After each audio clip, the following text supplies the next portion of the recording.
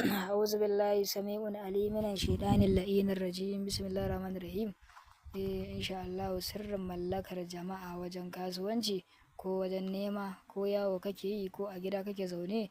ko haka nan ma baka komai ka rika karanta wannan insha Allah Maliki Yawmid Din 1111 kullum ka dau sati kana wannan insha Allah to bi iznillahi ta'ala na kasance ɗaya daga cikin mutanen da kake wa addu'a a rayuwarka. Yadda ko ake gabatar da wannan sirrin shine Allahumma salli ala sayyidina Muhammad al-Fatih lima kulika wal katibi lima sabaqa nasir al-haq bil haq wal hadi ila siratal mustaqim wa ala alihi haqqa qadrihi wa dalil azim al'amuran sun na faɗin duniya kamar Togo, Nigeria, Liberia, Libya, Saudi Arabia, Tanzania, Burkina Faso, Mali, South Africa, sauran kasashe da fatan muna lafiya.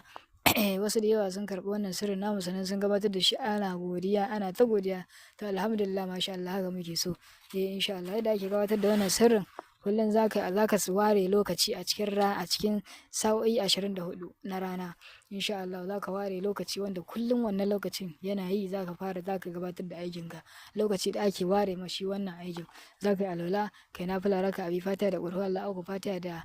alam na shara uku bayan sallama sai ka mutu wa amal ɗinka sai ka fara wulidin insha Allah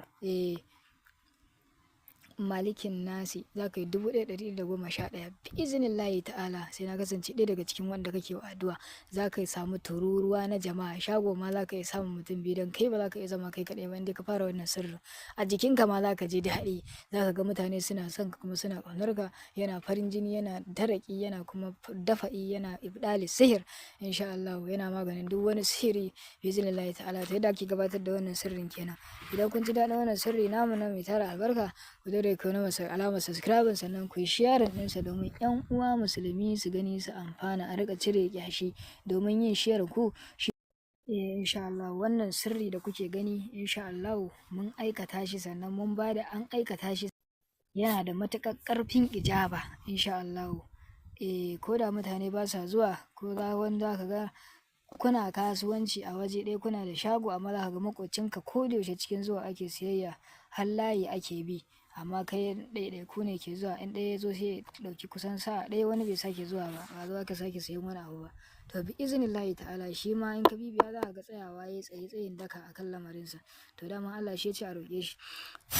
wai za su alaka ibadi a nifa ni ƙari ujibu da awata dayi iza da ani falesa jibuli wanda alhamin da shidu to kai dan me ba za ka tsaya tsayin daka akan abin da kake nema na yau da kullum ba wannan sirri da kuke gani ko mu yi muku ko ku yi duka ɗaya ne a wajenmu insha Allah sana a lokacin da za a yi ana samun turare mai kanshi insha Allah sai a shafa a jiki da kuma carbin da za ka ja aiki insha Allah lalle a rike wannan sirri a rike shi domin wannan sirri insha Allah yana da makatar rike jaba a dore a mana liking a mana subscribing a zaɓa alama all insha Allah